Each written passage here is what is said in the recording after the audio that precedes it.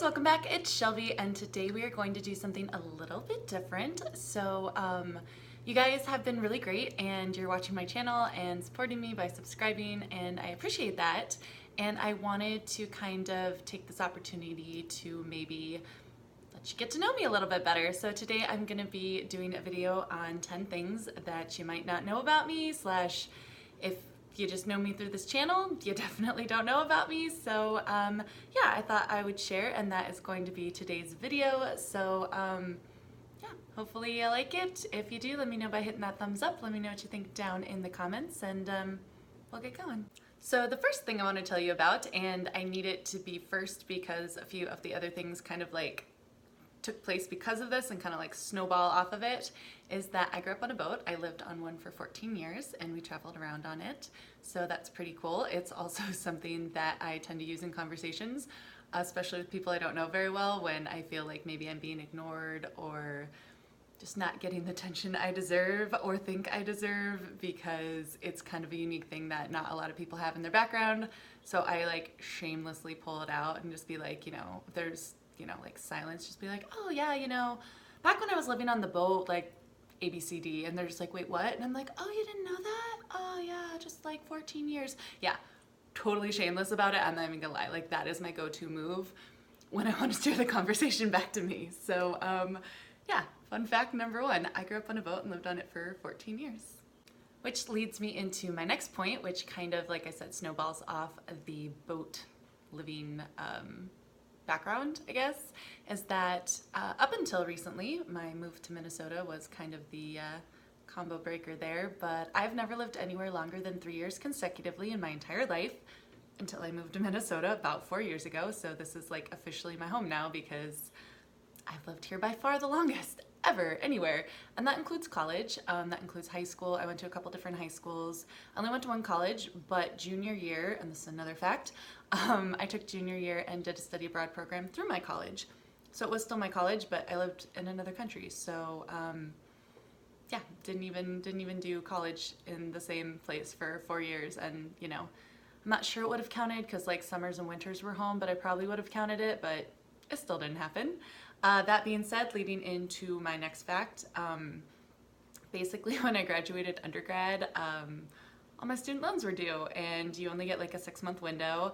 And I decided I really wasn't ready to be an adult, because let's be real, that's what college is. Like, you know, oh, we go there to learn. No, we go there to practice being adults. That's what we do. It's a safe environment to like practice being an adult when you're not an adult. And then there are like actual adults there when you really mess up and you're just like, teacher. But yeah, I wasn't ready to be an adult, so I was like, oh man, oh, what's gonna happen? I got these loans, I've graduated school, like, time's up. Like, I gotta be an adult. And then I was like, or do I? Because here's the thing, when you re-enroll in school, your student loans just, like, they pause. They totally pause. So I was like, it's a good idea. Let's go for grad school. Let's get an MBA and just not pay the student loans until after you graduate, and by then you're going to be an adult and you'll get a job and can pay your student loans back. So that's what I did. So I have my MBA. I got it for the wrong reasons, and you know, that's also another thing whenever anyone's like, oh man, you have your MBA, like you should be doing all these great things. Be like, you don't know the reason I got my MBA. I mean, I do enjoy school. I enjoy being a student. I always have. I enjoy learning. But that wasn't the driving factor behind the MBA. Like if I was, you know, completely rich and money wasn't an issue and I wasn't worried about my student loans or anything, would I have gone back for my MBA right off the bat, like not even taking a break? Maybe, probably not. So yeah, I have my MBA. That's another fact about me. And let's see what's next. I actually have a list right here. So okay, so up next, and kind of playing off the boat thing, is that I love sharks. I've always loved sharks. I was super afraid of them as a child because, you know, teeth, but I've always just been fascinated by them. And there was this one, I think it was National Geographic movie about sharks that I always used to watch as a kid, and there's one part in it where he's just like, you know, I'm not afraid of sharks anymore. People always ask me if I am. And the more comfortable with them you get, the less afraid you get. And I always would watch that and just be like, dude, you're insane. Like, I love sharks. I think they're so cool. They're so beautiful. And I'm terrified of them. That'll never change.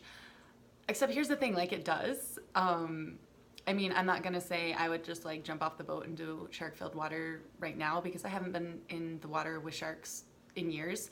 That was the fun fact, that I have been in the water with sharks, and it was a really cool, amazing, relatively safe experience. They didn't go after me, so yeah, all sunshine and rainbows there. But yeah, you develop this comfort with them, and it's not that you can just be like, oh, my buddies, and jump in the water. Like, you definitely have to realize that they are a much more well adapted, I don't want to say killing machine, but like they could be if they want to be. And so basically you just have to like always treat them with respect, always like know where you are, know where they are, kind of read the body language. But eventually, like with anything else, familiarity breeds comfort, and eventually you won't be scared of them anymore. So that's my next fact, is that I have swam with sharks. I have touched sharks, and they're really cool. They've never, for the most part, gone after me at all. And even the ones who did, it was more just like they were swimming towards me in a way I didn't like, so I got out of the water. They've never actually been aggressive towards me, and I've had several encounters with them.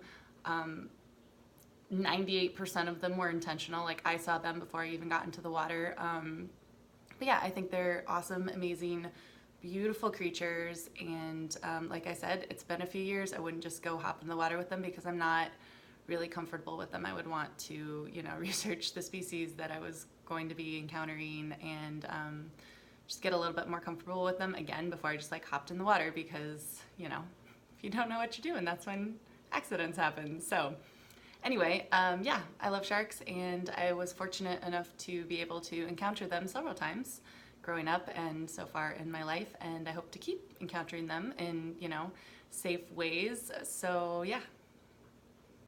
Okay, let's see. Next fact that is water related, and I think my last one possibly, I'm just like checking my list here, is that I almost drowned as a child, and by almost I mean I came real close.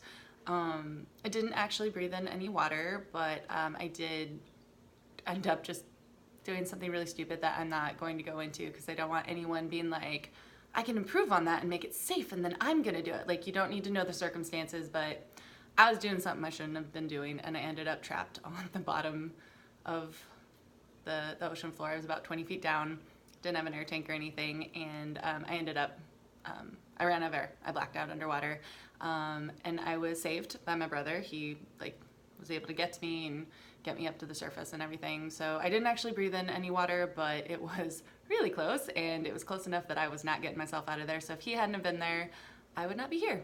So yeah, fun fact. I guess fun. I mean, it's fun because like it didn't happen, right? Okay, now we are moving into the parts about me that aren't intrinsically connected to my home growing up, which is to say they have nothing to do with the boats. The first thing is that I like to collect things. I collect random weird things. The first thing I collect is rings. You guys have probably noticed in all my videos, I wear a ton of rings. I don't take these off. Like, they have spacers on the back, but like these don't come off. I sleep in them, I shower in them, I swim in them.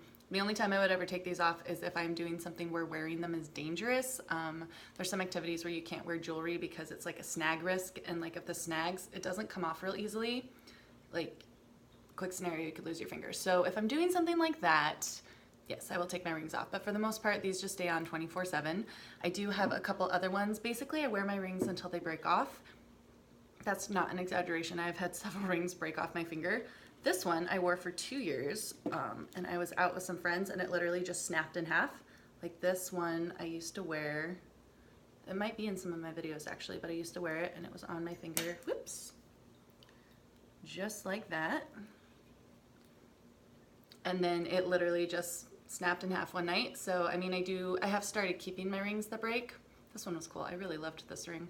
It only lasted 2 years, actually, which is weird because I think it was silver, and it lasted way less than a lot of even some of my cheaper rings. I also used to wear this ring, which didn't, it's still a ring, but like the little prong piece is sticking out now. How can I get an angle where you can see that? Yeah, right there.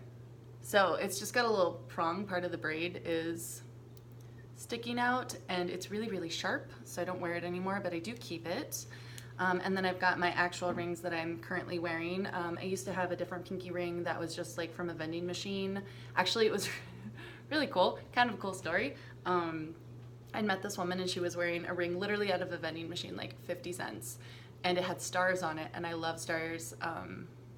Like, that's one of my favorite shapes, which actually could be part of the About Me thing, but I didn't write that down. But so, extra 11 things about me, stars are my favorite shape.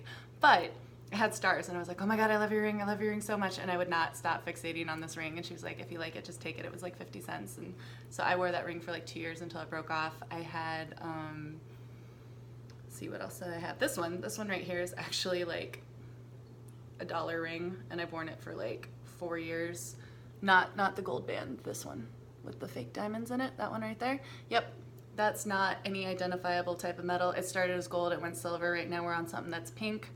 I will wear it till it snaps off, but it has out-survived my sterling silver ring that snapped in half, so you never know. And basically the reason I collect rings is anytime there is a cool experience or something going on in my life that I want to kind of remember or commemorate, I get a ring and I put it on, and that's why, you know, I wear them till they break off, or I just have them. So each one of these rings, they're not just pretty, like they are pretty, but they all are tied to a specific event in my life. So like when I look at them and I want to remember the events, it's just like a very tangible way to access the memory. So I like that, and it makes my hands look pretty, so, you know, double win there.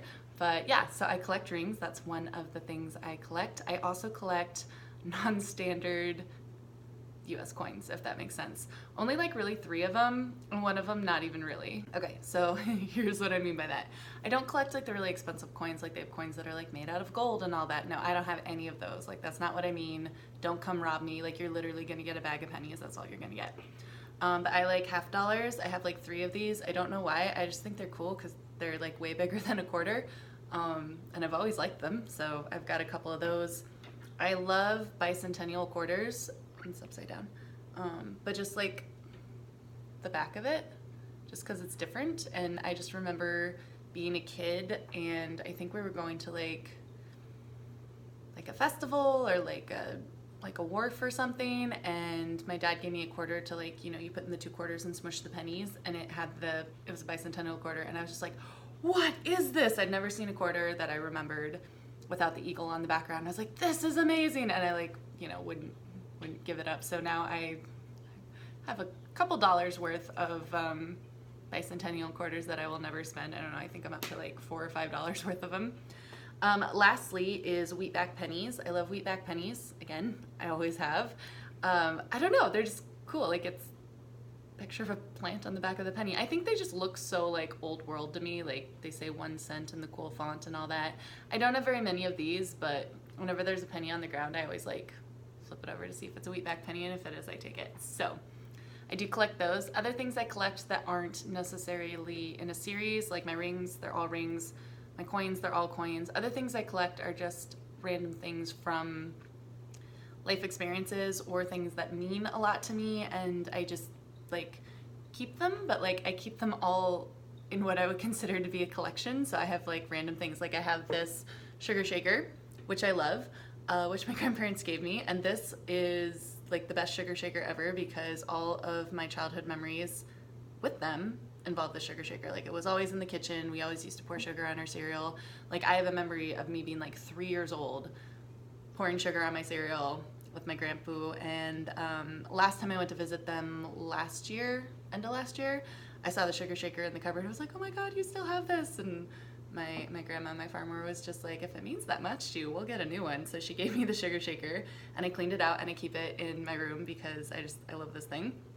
I also have this, which is a green Tupperware cup, and nothing super special about it other than it was a green Tupperware cup. But this was also belonged to my maternal grandparents, and when we used to visit there, we used to, like, when I was really young, she'd put the like lids on it and we'd sip Sprite out of that. So I got one of those from there, not just from the store.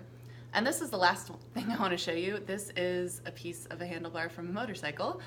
because my brother was trying to show me how to ride a motorcycle and very generously allowed me to practice on his, which was not the best idea. And I kept crashing it and I kept breaking pieces off. So eventually we both concluded it was not in anyone's best interest for me to ever be driving a motorcycle. So I took my souvenir and haven't attempted to drive a motorcycle since. I won't say I haven't been on a motorcycle, but I haven't attempted to drive one since. So yeah, but I do keep that because he was like super nice about the fact that I kept demolishing his bike. So okay, on to the next fact. Okay, so another thing you might not know about me is I am an aspiring author. I have wanted to be an author basically my entire life, which is kind of ironic because I had a lot of trouble reading when I was younger. Like I just didn't learn how until very, very late in life. And by late in life, I mean like 3rd grade, but like we're talking like the word cow, like couldn't spell it, couldn't read it, nothing. So, but I always wanted to tell stories. I love telling stories. That's where it stems from. I have like completed a few books that I'm hoping one day get published, but so far no luck. But if you're a fan and you're an agent and you want to like, you know, see my work, hit me up.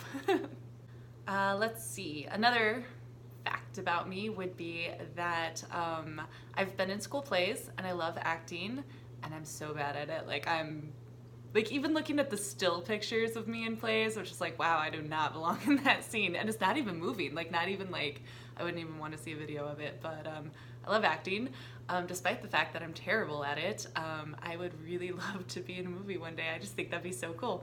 I don't even need a big part. They could like kill me off in a dramatic death scene. In fact, that'd be like more fun than just like chilling in the background drinking coffee or whatever, but yeah, that would be really cool. I would love to like do that, but you know, not like a big part where I could tank the movie, just like something small.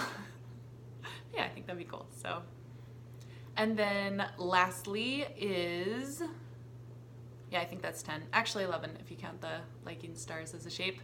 10, and I can't believe I'm going to admit this on camera, but really it just like speaks to my personality on a very deep level, I think. I love bad jokes, like puns, like dad jokes. I honestly think they're hilarious. Like they're so funny. And I'm that one person in the corner just like dying with like tears streaming down their face while they're just like laughing. Everyone else is like, okay, like that's a bit much. Like clearly you're faking it. Like it wasn't that funny. And like I can't catch my breath. Like it's so funny to me. I don't know why. I just like, I love bad jokes. I love puns. And the same one over and over again, like it just never gets old. I don't know why. Personality flaw, I guess, but you know what, it also works because the people who are telling the jokes think they're funny, and you know, it's never nice to tell a joke and not have someone laugh, so maybe I'm just doing them a service by like actually finding humor in those jokes. So that is it, guys. 10 things you might not have known about me. Hopefully you found the insight interesting. Yeah, but I figured, you know, I like to share a little bit more of myself with you. You guys are being so great and, you know, are choosing to spend your time with me. So I thought maybe you might be interested in knowing a little bit of the person behind the crafts. Maybe not, I don't know. Hopefully in the future I get a chance to get to know you guys better. Never know what the future may bring. And yeah, I hope you guys have a great day. Thanks so much for watching. Bye for now.